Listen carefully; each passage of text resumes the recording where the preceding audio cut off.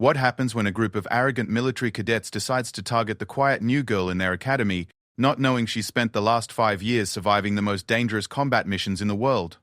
Sometimes the hunter becomes the hunted, and sometimes the person you think is weak turns out to be the strongest person you've ever met. This is the true story of Sarah Chen, a 22-year-old Navy SEAL who went undercover at the prestigious Blackwater Military Academy to investigate a series of suspicious incidents that had been covered up by the administration. What she found was worse than anyone imagined, and what the cadets discovered about her changed everything they thought they knew about power, respect, and what it really means to be a warrior. Sarah Chen stepped off the military transport bus at 060 hours, her single duffel bag slung over her shoulder, and her expression carefully neutral. To anyone watching, she looked like just another transfer student arriving at Blackwater Military Academy. Average height, lean build, dark hair pulled back in a regulation bun. Nothing about her suggested she had spent the previous 18 months conducting covert operations in 3 different countries, or that she could disable an armed opponent in under 10 seconds. The academy stretched before her like something out of a war movie. Grey stone buildings with imposing columns, perfectly manicured grounds, and cadets already running formation drills in the early morning mist. Everything was designed to intimidate, to make newcomers feel small and insignificant. Sarah had seen worse. Commander Hayes had briefed her thoroughly before this assignment. 3 cadets had died in training accidents over the past year, all from families who had been asking uncomfortable questions about military contracts and defense spending. The official investigations had found nothing suspicious, but the Navy's intelligence division wasn't convinced. Too many coincidences. Too many convenient explanations. They needed someone on the inside. Someone who could blend in as a regular cadet while investigating what was really happening behind Blackwater's prestigious facade. Sarah was the perfect choice for the mission. At 22, she could pass for a college-age transfer student. Her military records had been scrubbed clean for this operation, replaced with a fictional background as Sarah Martinez, a scholarship student from a working-class family who had earned her way into the academy through outstanding academic performance and junior ROTC achievements. On paper, she was ambitious but inexperienced, eager to prove herself but lacking the polish and confidence of her wealthier classmates. The reality was far different. Sarah had enlisted in the Navy at 18 and completed SEAL training at 20, one of only 12 women to ever earn the Trident.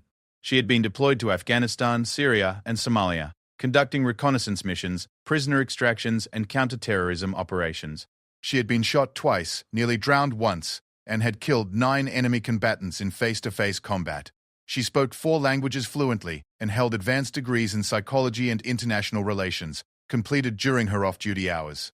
The quiet, nervous persona she was about to adopt was as much a performance as any undercover role she had played in enemy territory. As Sarah approached the main administration building, she noticed a group of cadets lounging near the entrance. 5 young men, all wearing their uniforms with the casual confidence that came from privilege and position. She recognized the type immediately from her intelligence briefings. These were the sons of senators, defense contractors, and military generals, boys who had never wanted for anything, who saw military service as a stepping stone to political power rather than a calling to serve their country. The leader of the group was immediately obvious. Marcus Blackwood, son of Senator Blackwood, who chaired the Armed Services Committee.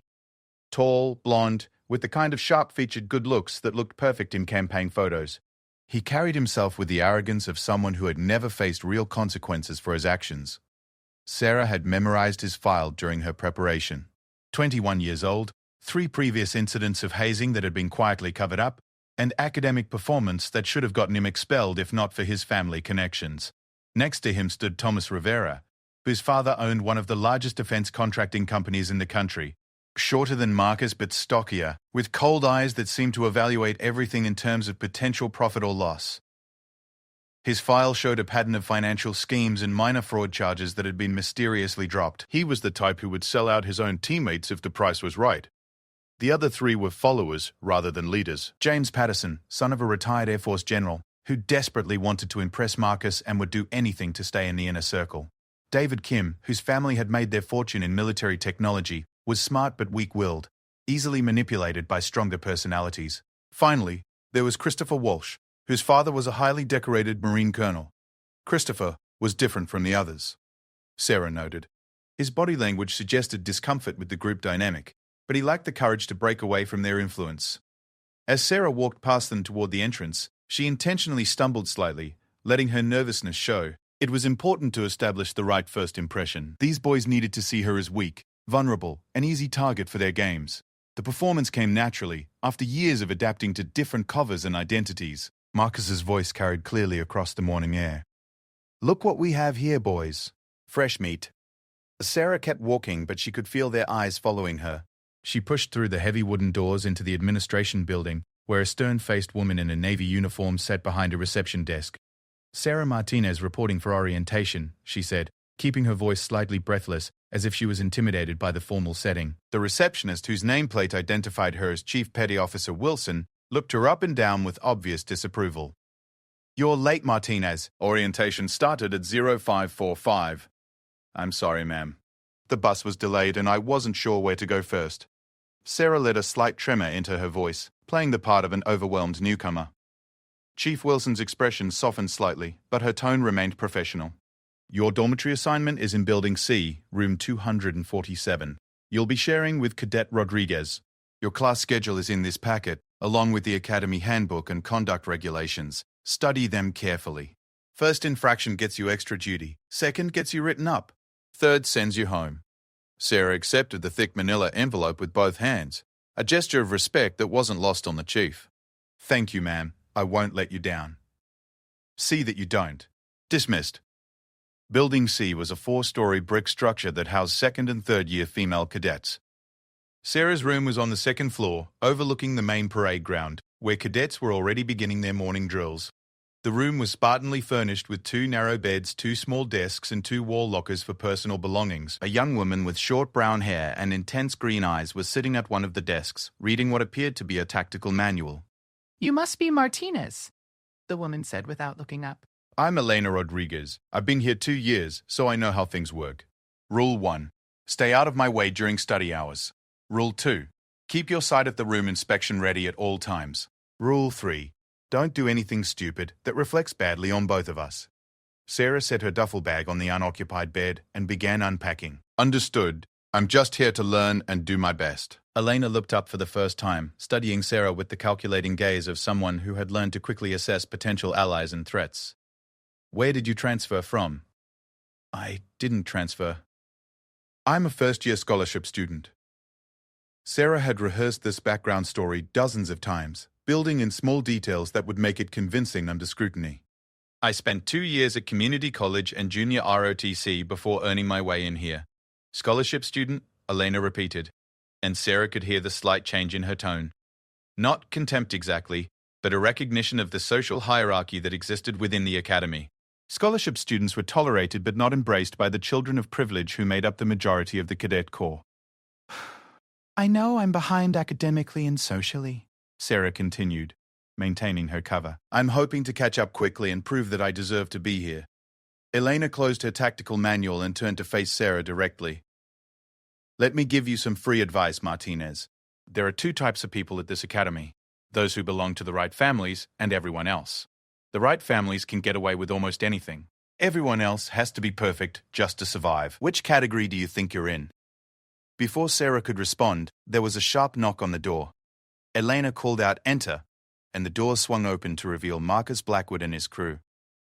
They filled the small room with their presence, their expensive cologne and confident swagger, making the space feel suddenly cramped and threatening.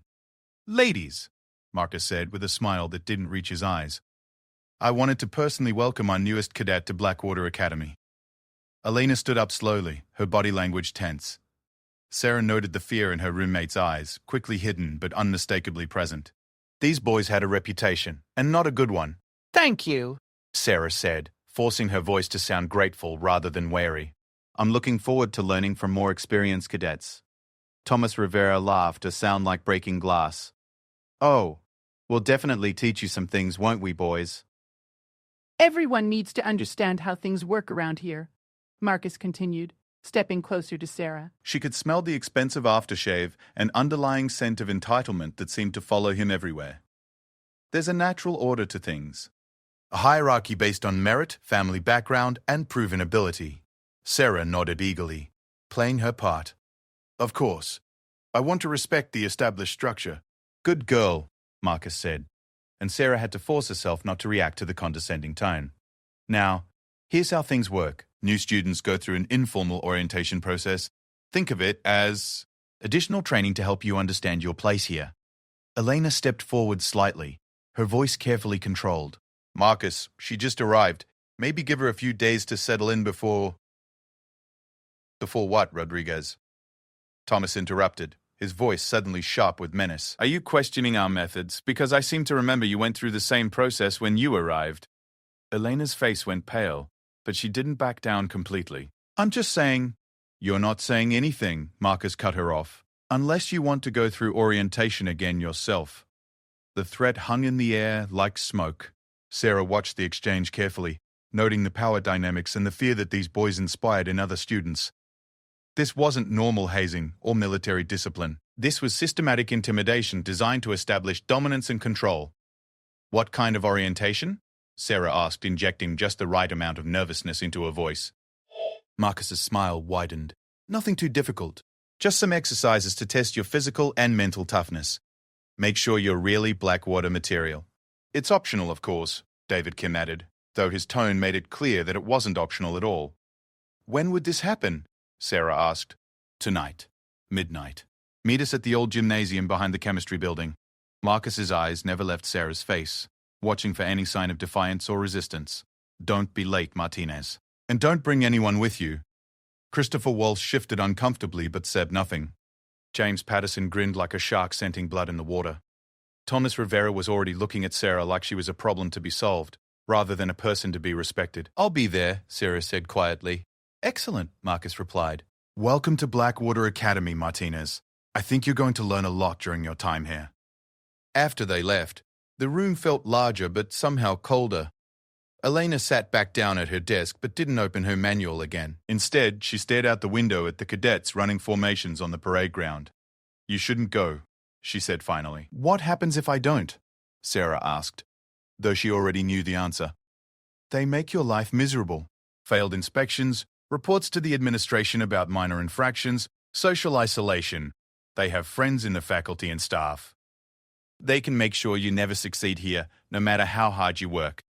Sarah began folding her clothes and placing them in the wall locker, her movements precise and economical. What happened during your orientation?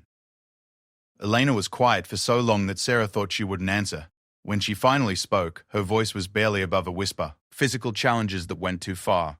Psychological games designed to break you down. And if you didn't play along, she trailed off, leaving the implications hanging. Did you report it? Elena laughed bitterly. To whom? Marcus's father donates millions to this academy. Thomas's family has contracts worth billions with the Defense Department. Who's going to believe a scholarship kid from El Paso over them? Sarah continued unpacking, but her mind was already working through the tactical possibilities for that night's encounter. She needed to maintain her cover while gathering intelligence about their methods and motivations. The key would be appearing vulnerable while actually staying in complete control of the situation. Elena, she said, carefully, have you heard about any serious accidents involving other students? Training incidents that went wrong?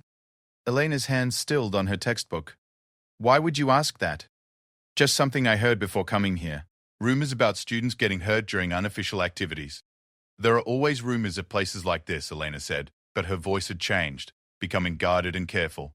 Smart people don't repeat them. That evening, Sarah lay in her narrow bed listening to Elena's steady breathing and planning for the midnight encounter. Her military training had taught her to prepare for multiple scenarios, from simple harassment to potentially dangerous physical challenges. She had weapons training that would allow her to neutralize all 5 boys in under a minute if necessary, but using those skills would blow her cover and end the investigation before it really began. Instead, she would have to rely on psychological tactics, appearing weak while actually gathering intelligence about their methods and motivations. She needed to understand how they operated, who else was involved, and whether their activities were connected to the suspicious deaths that had brought her here. At 23:45 hours, Sarah slipped out of her room and made her way across campus toward the old gymnasium. The building had been constructed in the 1940s and was now used primarily for storage, its windows dark and uninviting. The main campus was quiet except for the distant sound of security guards making their rounds. As she approached the rear entrance of the gymnasium, Sarah could see lights flickering inside. Her enhanced hearing picked up the sound of multiple voices and movement. She took a deep breath settled into her cover identity, and knocked on a heavy metal door. The sound echoed in the night air like a gunshot. The door opened with a rusty creak that seemed to echo through the night. Marcus Blackwood stood silhouetted against the dim light from within, his smile visible even in the shadows. Behind him, the old gymnasium stretched into darkness, broken only by the dancing flames of several candles and battery-powered lanterns arranged in a rough circle. "Right on time, Martinez," Marcus said, stepping aside to let her enter. "I appreciate punctuality." Sarah stepped inside, her eyes quickly adjusting to the low light and automatically scanning the environment for potential threats and escape routes. The gymnasium was larger than it had appeared from outside, with high ceilings supported by exposed wooden beams and old basketball hoops hanging like forgotten dreams. The air smelled of dust, mold, and something else she couldn't quite identify. Something organic and unpleasant. The other 4 boys were arranged around the circle of lights, their faces half hidden in the flickering shadows. Thomas Rivera was setting up what looked like a video camera on a tripod, adjusting the angle to capture the center of the circle. David Kim was consulting a notebook, occasionally glancing up at Sarah with an expression that mixed excitement and nervousness. James Patterson was practically bouncing with anticipation, while Christopher Walsh stood apart from the others, his discomfort obvious to anyone who knew how to read body language. "Welcome to your real orientation, Martinez," Marcus said, gesturing toward the circle. "This is where we separate the wheat from the chaff, so to speak." Sarah allowed herself to appear nervous, letting her eyes dart around the room and her breathing become slightly elevated. "What exactly am I supposed to do?"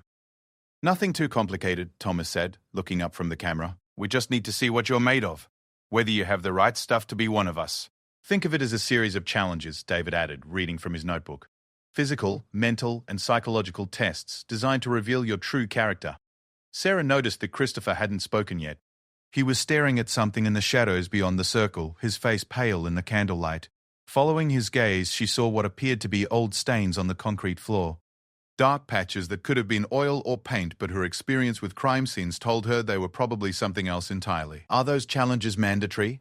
Sarah asked, injecting just the right amount of fear into her voice. Marcus laughed, a sound that held no warmth. "Nothing is mandatory here, Martinez. You're free to leave any time you want. Of course, if you do leave, we'll make sure everyone knows that you couldn't handle the pressure, that you're not really Blackwater material." The threat was clear. In an environment where reputation and social standing determined everything, being labeled as weak or cowardly would effectively end her ability to function as a cadet. It was a clever system, using social pressure instead of direct force to ensure compliance. "I want to prove myself," Sarah said firmly. "Tell me what I need to do." Thomas finished adjusting the camera and gave Marcus a thumbs-up signal. Recording is active. Marcus's expression became more businesslike, as if they were conducting an official military exercise rather than an illegal hazing ritual. "First challenge is physical endurance. You'll be performing a series of exercises until we tell you to stop. No matter how tired you get, no matter how much it hurts, you keep going until we say otherwise." James Patterson stepped forward, carrying a heavy rope and what looked like a concrete block. 50 push-ups, 50 sit-ups, 50 jumping jacks, then rope climbing until you can't hold on anymore. After that, you carry this 40-pound block around the gymnasium until we're satisfied with your effort. Sarah nodded, already calculating the physical demands and her need to appear challenged while actually remaining in complete control. Her SEAL training had conditioned her body to endure far worse than this, but she would need to fake exhaustion at the appropriate moments. She began with the push-ups, deliberately making them look more difficult than they actually were. She added slight tremors to her arms, allowed her breathing to become labored, and even let herself collapse briefly after the 40th repetition before forcing herself to continue. The boys watched intently, Thomas occasionally adjusting the camera angle to capture her struggle. The sit-ups and jumping jacks followed the same pattern. Sarah performed them with the appearance of maximum effort while actually operating at perhaps 60% of her true capacity. By the time she reached for the climbing rope, she was genuinely warmed up but nowhere near her actual limits. The rope climb was where she could really showcase apparent weakness. She made it look like she was barely able to reach the top, her legs shaking convincingly as she struggled to maintain her grip. On the way down, she deliberately lost her hold about 6 feet from the ground, landing hard enough to make it look painful without actually injuring herself. "Not bad for a scholarship kid," Marcus commented, but his tone suggested he wasn't particularly impressed. "Now the block carry." The 40-pound concrete block was awkward rather than heavy, clearly designed to be as difficult to carry as possible. Sarah struggled with it convincingly, stumbling occasionally and breathing heavily as she completed lap after lap around the gymnasium. By the time Marcus finally called a halt, she was genuinely tired, though still nowhere near her actual limits. Adequate, Thomas said, consulting his notebook. Now we move to the mental challenges. David Kim stepped forward with a thick manila folder. These are tactical scenarios and leadership problems. You'll have 30 minutes to provide written solutions to each one. Your answers will be evaluated for strategic thinking, moral reasoning, and practical application. Sarah accepted the folder and a pen, settling cross-legged on the floor within the circle of lights. The scenarios were actually quite sophisticated, clearly designed by someone with real military knowledge. They involved ethical dilemmas about prisoners of war, resource allocation during emergencies, and command decisions under pressure. As she worked through the problems, Sarah had to carefully balance appearing competent with not revealing her advanced training and experience. She deliberately chose solutions that were solid but not brilliant, showing good instincts without demonstrating the kind of expertise that only came from actual combat experience. One scenario particularly caught her attention. It described a situation where a commanding officer discovered evidence of war crimes committed by soldiers under his command, but reporting it would damage morale and potentially compromise an ongoing mission. The question asked what actions the officer should take and why. Sarah's real-world experience had taught her that such situations were never as clean or simple as textbook scenarios suggested. In her written answer, she focused on the importance of maintaining ethical standards while acknowledging the practical complexities of military leadership. She recommended a course of action that balanced justice with operational security, but she kept her reasoning at the level of an intelligent but inexperienced student rather than a seasoned operator. When time was called, she handed the folder back to David, who spent several minutes reviewing her answers with the others. They huddled together in whispered conversation, occasionally glancing in her direction, with expressions that were difficult to read in the flickering light. Interesting perspectives, Marcus finally said. You show promise, Martinez. But now we come to the real test. Christopher Walsh finally spoke, his voice tight with anxiety. Marcus, maybe we should... Should what? Marcus's tone cut like a blade. Should go easy on her because she's new? Should lower our standards because she's not one of us? Christopher fell silent, but Sarah could see the conflict in his face. Whatever was about to happen, he clearly had reservations about it. Thomas had set up additional equipment while she was working on the written scenarios. There was now a chair positioned in the center of the circle, with several items arranged on a small table nearby. Sarah couldn't see everything clearly, but she could make out what looked like electrical wires, a bucket of water, and several bottles of unknown substances. The psychological evaluation, Marcus announced, his voice taking on a formal, almost ceremonial tone. This is where we determine whether you have the mental toughness to be one of us, whether you can handle pressure, maintain your composure, and prove your loyalty to the group. Sarah felt her pulse quicken, but not from fear. Her training had included resistance to interrogation and psychological warfare, but she was beginning to suspect that these boys were playing with techniques they didn't fully understand. That made them more dangerous than trained professionals, because they lacked the knowledge and discipline to know when to stop. What exactly does that involve? She asked, keeping her voice steady but allowing a slight tremor to creep in. James Patterson giggled, a sound that was genuinely disturbing in the context. It's like a game. We ask you questions and you have to answer them honestly. But there are consequences for lying or refusing to cooperate. What kind of consequences? Marcus gestured toward the equipment Thomas had arranged. Minor discomfort designed to encourage truthfulness. Nothing permanent or seriously harmful, just enough to test your tolerance for pressure. Sarah's military training had taught her to recognize interrogation techniques, even amateur ones. What these boys were describing sounded dangerously close to torture, regardless of their claims about minor discomfort. This was where their hazing rituals crossed the line from harassment into serious criminal activity. And if I don't want to participate in this part, she asked, then you're free to leave, Marcus repeated, but his smile had disappeared entirely. Of course, we'll need to discuss your lack of commitment with the appropriate people. Your academic advisors, your dormitory supervisors, maybe even the scholarship committee that approved your admission here. The threat was clear and sophisticated. They weren't just threatening social isolation anymore, but her ability to remain at the academy at all. Sarah realized that this was how they had maintained control over other students who might have considered reporting their activities. The fear of losing everything they had worked for kept victims silent and compliant. I'll participate, Sarah said quietly. Marcus's smile returned, but it was colder now, more predatory. Excellent! Thomas, please start the recording equipment. As Thomas activated what appeared to be a second camera with better lighting, Sarah noticed something that made her blood run cold. In the improved illumination, she could see that the dark stains on the floor weren't just in one location. They were scattered throughout the gymnasium. Some newer than others, and the pattern suggested that multiple incidents had occurred here over time. She was looking at what might very well be a crime scene. Multiple crime scenes. Please have a seat, Marcus said, gesturing toward the chair. Sarah sat down slowly, her mind racing through possibilities and contingencies. She needed to maintain her cover long enough to gather more information about their methods and identify any evidence that might be connected to the suspicious deaths she was investigating. At the same time, she had to be prepared to defend herself if the situation escalated beyond her ability to control. David Kim consulted his notebook again, but now Sarah could see that it wasn't filled with academic notes. Instead, it appeared to be a detailed blog of previous sessions, with names, dates, and what looked like evaluation criteria for different types of challenges. Let's start with some basic personal information, Marcus said, settling into a chair across from her. Tell us about your family background. Your real family background, not the scholarship application version. Sarah had prepared extensively for questions about her cover identity, creating layers of detail that would hold up under scrutiny. She told them about her fictional working-class parents, her father's job at a factory, her mother's work as a school custodian. She described growing up in a small town where military service was seen as one of the few paths to a better life. The questions gradually became more personal and invasive. They wanted to know about romantic relationships, sexual experience, financial problems, family conflicts.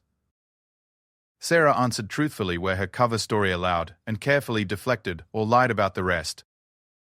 But she could see that Marcus was becoming increasingly frustrated with her responses.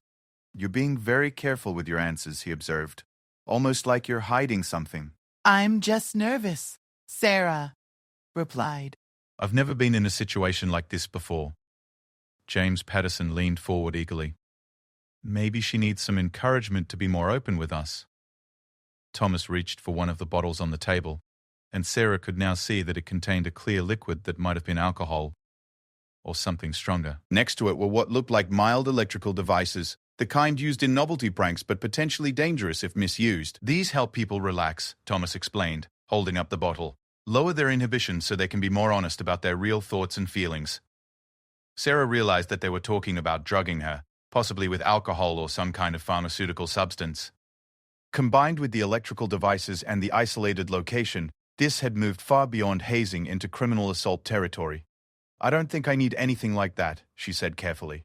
I'm already being as honest as I can. Marcus stood up and began pacing around her chair, his voice taking on a harder edge. The problem, Martinez, is that we can't really trust what you're telling us. Everyone lies during these sessions. It's natural to want to protect yourself, to hide your weaknesses and insecurities. But we need to see the real you. Christopher Walsh was backing away from the group, his face pale with distress. Marcus, this is going too far. She answered all the questions. We should let her go. Did she? Marcus turned to face Christopher with an expression of cold fury. Or did she just tell us what she thought we wanted to hear? How do we know she's not secretly planning to report this session to the administration? How do we know she won't become a problem for us later? Sarah understood now that Christopher had been through this same process, and that his reluctant participation was based on fear rather than genuine agreement with the group's methods. She also realized that Marcus's paranoia about being reported was probably well-founded, suggesting that other students had tried to expose their activities in the past. What do you want me to do to prove myself? Sarah asked, injecting desperation into her voice. Marcus smiled and picked up one of the electrical devices. It's very simple. We want you to demonstrate your commitment to the group by accepting a small amount of corrective feedback. Think of it as a trust exercise. Sarah looked at the device in his hand and made her decision. She had gathered enough evidence to prove that these boys were engaging in serious criminal activity, and she had identified the location where at least some of their previous victims had been assaulted. Now she needed to extract herself from the situation before it escalated to the point where she would be forced to blow her cover by defending herself. Actually, she said, standing up slowly, I think I need to use the bathroom first. Could I step outside for just a minute? Marcus's expression darkened. Sit back down, Martinez. I really need to. I said, sit down. His voice carried the unmistakable tone of someone accustomed to being obeyed without question. Sarah remained standing, but allowed her posture to become more submissive, as if she was scared but not yet ready to completely surrender her autonomy. Please, I'll come right back. I just need a minute to collect myself. Thomas moved to block the door, while James Patterson positioned himself on her other side. David Kim was watching nervously, clearly uncomfortable with the escalation but unwilling to intervene. The thing is, Marcus continued, his voice becoming conversational again, we've had problems with people leaving during this part of the evaluation. They promise to come back, but somehow they never do, and then we have to deal with uncomfortable questions about where they went and what they might have seen here. Sarah felt her muscles tense involuntarily as she recognized the implicit threat. These boys weren't just hazers or bullies. They were predators who had developed a systematic method for isolating and controlling their victims. The fact that they were recording everything suggested that they might be using the footage for blackmail or other forms of continuing control. I'm not going to report anything, she said, allowing genuine fear to enter her voice for the first time. I just want to prove myself and be accepted by the group.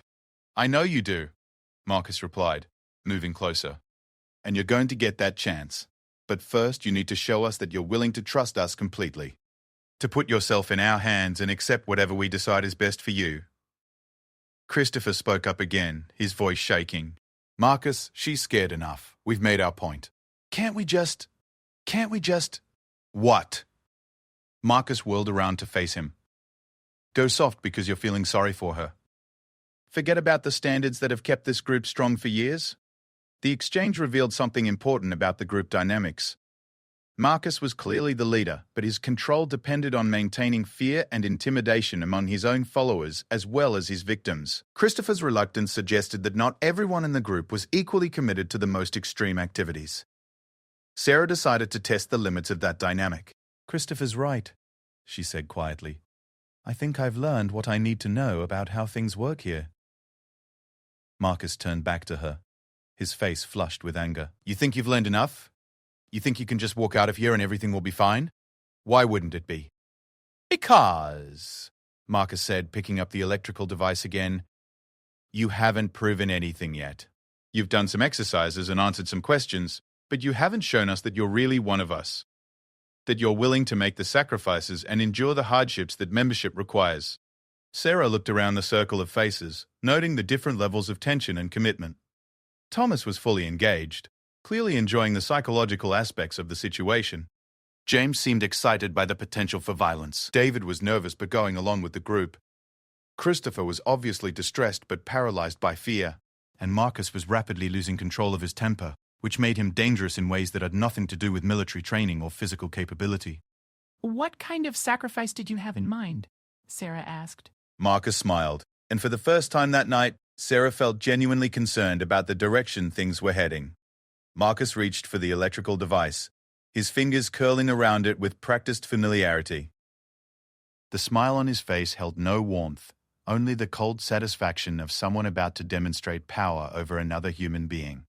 The sacrifice is simple, he said, his voice taking on an almost hypnotic quality. You allow us to help you understand pain, real pain, the kind that teaches you who you really are when everything else is stripped away. Sarah's training kicked in automatically, her body settling into a state of relaxed readiness that would allow her to react instantly to any threat. But she maintained her outward appearance of growing fear, letting her breathing become more rapid and her eyes dart nervously between the 5 young men surrounding her. I don't understand, she said, though she understood perfectly well. Thomas adjusted the camera angle to get a better shot of the chair and the space around it. It's really quite educational, he said conversationally. Most people think they know themselves, but pain has a way of revealing the truth. Who you really are when the comfortable lies are burned away. We've all been through it, James added eagerly. It's like a baptism, a way of joining the real brotherhood. Sarah noticed that Christopher flinched when James said this, and she filed that reaction away for future reference. If these boys had indeed all been subjected to the same treatment, it would explain the combination of loyalty and fear that held the group together. Of course, Marcus continued. The amount of educational experience you receive depends entirely on your attitude and willingness to participate. Students who cooperate and show proper respect tend to learn their lessons quickly. Those who resist or show defiance, he shrugged eloquently. David Kim was reading from his notebook again, and Sarah could now see that it contained detailed notes about different sessions, including what appeared to be ratings for various techniques and their effectiveness on different personality types. This wasn't random sadism, she realized. It was a systematic program of abuse that had been refined and perfected over time. How many students have gone through this process? Sarah asked. Marcus paused in his preparation, studying her face carefully. Curious question, Martinez. Why would you want to know that? Sarah forced herself to look embarrassed. I just wondered if it was something that happened to everyone, or if I was being singled out somehow. Everyone who matters, Thomas replied. Everyone who wants to be part of something bigger than themselves. What about the students who didn't make it through the process? Sarah pressed gently. The ones who couldn't handle the pressure? The silence that followed her question was heavy with unspoken tension. Marcus had stopped smiling entirely while Thomas's hand moved unconsciously towards something concealed beneath his jacket. James looked confused, as if he didn't understand the implications of what she was asking. David was staring at his notebook with intense concentration, and Christopher had gone even paler than before. Most students, Marcus said finally, learn to appreciate what we're trying to teach them. They understand that temporary discomfort leads to permanent strength and character development. And the ones who don't learn? Marcus's expression became dangerously cold. Some people aren't cut out for military leadership, Martinez. They discover that they don't have what it takes to make the hard decisions and endure the necessary sacrifices. When that happens, they usually decide that Blackwater Academy isn't the right place for them. Sarah understood the euphemism. Students who couldn't be broken or controlled were eliminated, one way or another. The 3 suspicious deaths that had brought her here were probably just the tip of the iceberg. There might be other victims who had simply disappeared from the academy rolls, transferred to other schools, or dropped out entirely to avoid further harassment. I want to be strong enough, she said quietly. I want to prove that I deserve to be here. Marcus's smile returned, but it was colder than before. I'm sure you do. Now, please sit back down and we'll begin your real education. Sarah sat down slowly, her mind racing through tactical options. She could disable all 5 boys in under 30 seconds if necessary, but doing so would blow her cover and end the investigation before she had gathered enough evidence to build a solid case. She needed to find a way to extract herself from the immediate danger, while preserving her ability to continue gathering intelligence. Thomas approached with the bottle of clear liquid and what looked like a small paper cup. This will help you relax, he said. Make the whole experience more educational. Sarah accepted the cup but didn't immediately drink from it. Instead, she held it up to the light as if examining the contents. What exactly is it? Something to help with anxiety, David answered, consulting his notebook. Perfectly safe in controlled doses. Sarah brought the cup closer to her nose and detected the sharp scent of high-proof alcohol mixed with something else, something that made her training alarms go off immediately. This wasn't just a drink to lower her inhibitions. This was a drug cocktail designed to impair her judgment and physical coordination. She needed to stall for time while she figured out how to handle the situation without compromising her mission. Before I do this, she said, I want to understand something. Why me? Why are you taking so much time and effort to put a scholarship student through this process? Marcus tilted his head, studying her with renewed interest. Interesting question. Most people in your position are too scared to think strategically. I'm terrified, Sarah admitted truthfully. But I'm also curious. This seems like a lot of work for someone who isn't from the right family or background. Thomas laughed, but it sounded forced. Maybe you're smarter than you look, Martinez. The truth is, Marcus said, settling into a chair across from her, we've been watching you since you arrived. Your application materials were unusual. Your academic scores were higher than we typically see from scholarship students. Your physical fitness scores were impressive. Your psychological evaluation suggested someone with unusual mental toughness. Sarah felt a chill of apprehension. If they had been studying her background materials that carefully, they might have noticed inconsistencies in her cover story. So we decided, Marcus continued, that you might be worth the extra investment of time and attention. Either you'll prove yourself worthy of joining our inner circle, or you'll provide us with valuable practice in our techniques. The casual way he talked about practicing on her confirmed Sarah's worst suspicions about what had happened to previous victims. These boys weren't just bullies or even sadists. They were predators who used the academy's isolation and prestige to hunt for victims. What happens if I prove myself worthy? Sarah asked. Then you become part of something important, Thomas replied. You gain access to networks and opportunities that money can't buy. Protection, advancement, the kind of connections that shape careers and determine futures. And if I don't? Marcus shrugged. Then you learn some valuable lessons about your limitations and hopefully make better choices in the future. Sarah understood that this was as close to a direct threat as she was going to get. Students who didn't prove themselves disappeared from the academy, one way or another. The question was whether they simply left or whether something more permanent happened to them. Christopher finally spoke up again, his voice barely above a whisper. Marcus, maybe we should give her more time to think about it. She's obviously intelligent. Maybe if we explain things differently. Christopher, Marcus interrupted, his voice sharp with warning. Why don't you step outside and make sure we're not interrupted? Take James with you. Christopher looked like he wanted to protest, but James was already moving toward the door, clearly relieved to be given an excuse to leave. Christopher followed reluctantly, casting one last worried glance at Sarah before disappearing into the night. With two of the group gone, the dynamic in the room shifted noticeably. Thomas and David moved closer, while Marcus's demeanor became more intense and focused. Now we can speak more freely, Marcus said. The truth is, Martinez, we know more about you than you think we do. Sarah's pulse quickened, but she kept her expression neutral. What do you mean? Thomas opened a manila folder that Sarah hadn't noticed before. Your background check revealed some interesting gaps. Time periods that aren't fully accounted for, references who were difficult to reach for verification. Academic transcripts that seem almost too perfect. Sarah's mind raced through her cover story, looking for weaknesses that might have been exposed. The Navy intelligence team had been thorough in creating her false identity, but no cover was perfect. There were always small details that might not hold up under determined scrutiny. I don't understand what you're implying, she said carefully. David was reading from what appeared to be a different notebook now, one filled with detailed personal information. Your high school guidance counselor has no memory of writing the recommendation letter in your file. The community college professor who supposedly mentored you in your junior ROTC program left the school 2 years before you allegedly studied there. Sarah felt the careful structure of her cover story beginning to crumble. These boys had resources and connections she hadn't anticipated. They had conducted their own investigation into her background, probably using family connections in law enforcement or private security. There are explanations for all of that, she said, but her voice lacked conviction. Marcus leaned forward, his eyes bright with predatory interest. I'm sure there are. The question is whether you're going to share those explanations with us voluntarily or whether we're going to need to encourage you to be more forthcoming. Sarah realized that she had seriously underestimated these young men. They weren't just privileged bullies playing dangerous games. They were intelligent, well-connected, and paranoid enough to conduct background investigations on potential victims.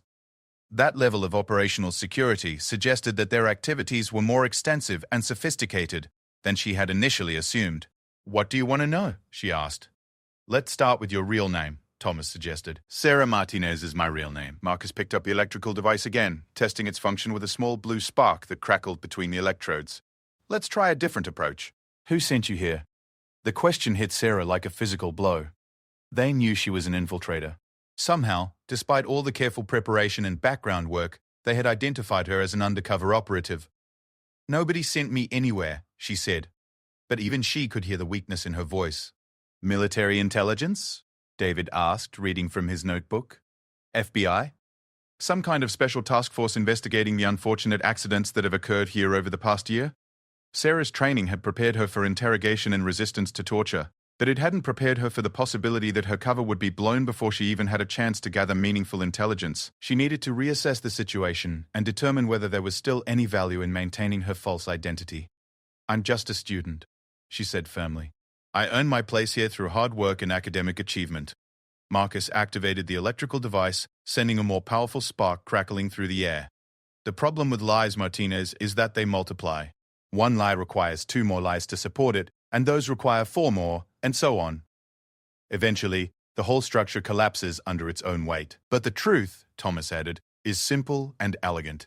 It stands on its own without requiring any additional support. Sarah looked around the room, noting the positions of the 3 remaining boys and calculating her options. Thomas was closest to the door, but he was also the smallest and weakest of the group.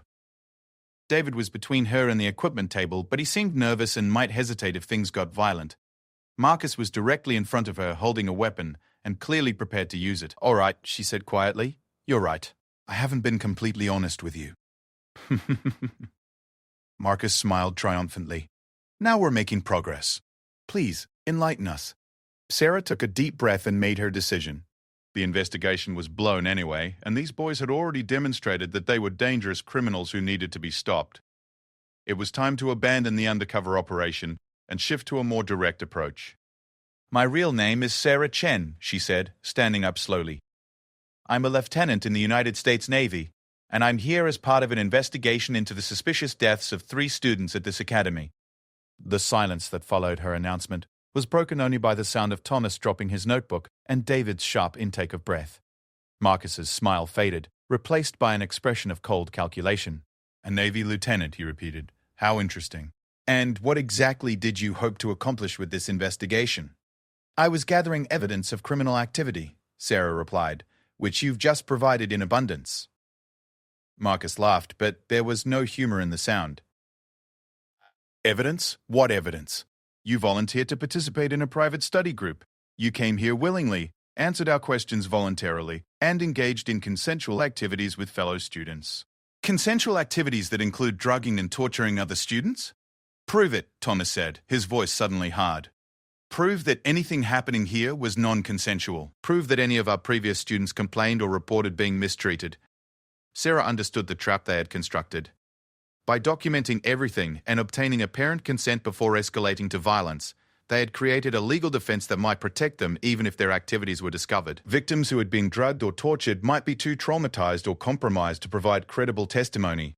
The families of the students who died deserved to know what really happened to their children, Sarah said. Marcus stood up, the electrical device still crackling in his hand. What happened to those students was unfortunate accidents, training mishaps that occur even in the best military academies. There's no evidence linking their deaths to any activities in this room. "Because you've been careful to avoid leaving evidence," Sarah replied. "But you made one mistake." What mistake? Sarah smiled. For the first time that evening. And it wasn't the nervous expression of a frightened student. It was the confident smile of a professional warrior who had been underestimated by her enemies. "You assumed that a Navy SEAL would come here without backup." The words hung in the air like a challenge. Thomas and David looked confused, but Marcus's expression changed as he began to understand the implications. "You see," Sarah continued, "this entire conversation has been recorded and transmitted in real time to my handlers. They've been listening to everything you've said and watching everything you've done. Federal agents are probably already surrounding this building." Marcus's face went pale. "You're bluffing." "Am I?" Sarah reached up to her collar and pulled out what looked like a small button, but which was actually a sophisticated recording and transmission device. "Wave hello to the camera, boys. You're about to become famous." The sound of vehicles approaching outside confirmed her words. Car doors slamming, boots on gravel, and the unmistakable sound of tactical teams moving into position. Marcus looked toward the door with growing panic, while Thomas and David stood frozen in terror. "This was all a setup," Marcus said, his voice filled with disbelief.